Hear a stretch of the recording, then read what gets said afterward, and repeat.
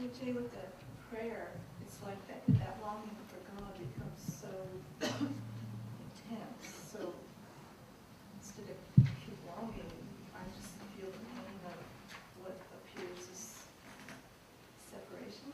I mean, I'm trying to... Yeah, if you're feeling pain in the longing, see, longing or desire does not create pain. There's not a pain, but it just feels so intense. It's like life's not complete without that. Yeah, and the truth is life isn't. But, you know, so feel, there are inside of yourself, if I can deal with your issue specifically, there are some emotions of unworthiness that cause you to believe that no matter how much you long for God, God is not going to answer you. Right? And so there's some emotions that you need to let yourself experience about that. Let yourself feel those emotions, and it's interesting though, and I know those emotions come up for you when you're praying. Right? And that's often the way it happens, is because we feel those underlying emotions and allow them to come up. Yeah.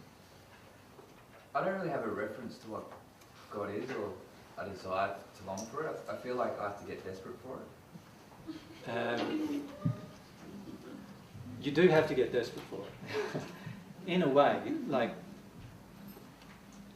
God created this quality called passion, right? Like, it's not the olden day version of passion, which was usually pain. I'm talking about this really strong, passionate desire within us. Now, passion activates everything, like desire activates everything in God's universe, including God responding to you. So at some point, each of us need to come to actually, in our soul, in this part of us, start having a desire or passionate longing for God. Now, we can do that without really knowing who God is at this point. One of the passionate desires we can have is actually coming to understand who God is. So that can be a passionate desire in itself.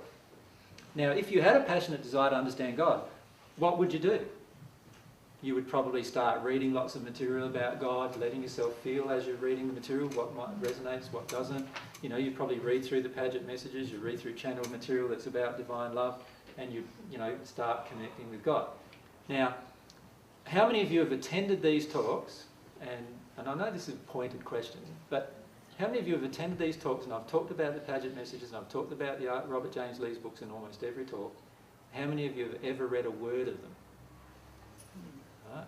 About half. So the other half of you need to ask yourself, are you really passionate? Are you really passionate about coming to know the truth? Not yet, I guess. How do you become passionate? How do you create a longing if it's just not there? It's a very good question, yeah. And how many of you feel that you sort of like got an interest, but not, you know, just like when you go home tomorrow, you'll get involved in your life and, you know, it might come up again next week, or you might get an email from Grant and it'll come up then, or, do you know what I mean? How many of you feel like that with your whole life with regard to spiritual development? How many of you feel like your spiritual development is your life? Right? So quite a few. Okay, that's really good. So how did you get from this one place to this other place? Pain. Pain. So for many of you it was pain. Do I need to experience pain to be passionate? No. But often what happens, for many people, as you can see in the audience, for many people, often what happens is they go through lots of pain first and then they realise they need to become passionate. So my suggestion is don't do that, if you can help it. Right? If you're not in a state of pain now, don't try and create one just to become passionate. The key is to start opening up yourself at the soul level. And you open up yourself at the soul level through desire. So it's only generating a longing in the soul that actually creates this opening up of the soul. And that's a longing for truth in the end. So I know you're here because you have a longing for truth. You want to know what the truth is. There's already a passion inside of you to know truth, right? So what you do is you find out all the things that you are passionate about, and then sit down with all of that and let yourself feel about how you generated those passions.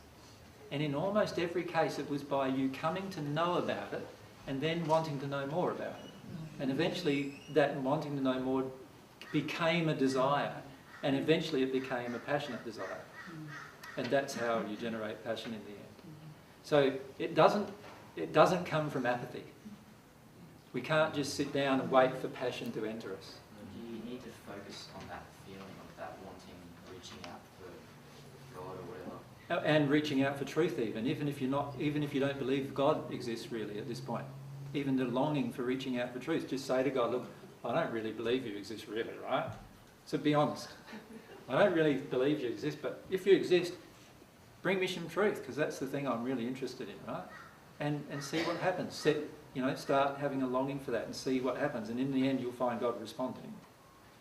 And let yourself feel those responses that are going on.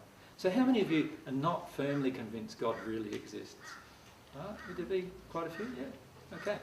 So how do you ever know whether God exists? Well, firstly, this is where the truth sets you free. Right? It's not God setting you free even.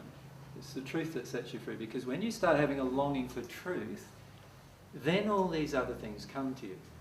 So just try setting your intention. I want more truth in my life. I want truth in my personal life. I want truth in my emotions. I want truth about the universe. I want all of this to come to me, and I really want it, and I really want to start getting some passion about that. And then see what attraction happens after that. Just notice the next week what happens to you. What emotions are coming up. And you'll see there is a response. Right? And the key is then to build on that response that occurs. But if it's not pure from your heart, then there will be no response. So that's one of the laws of God, in fact.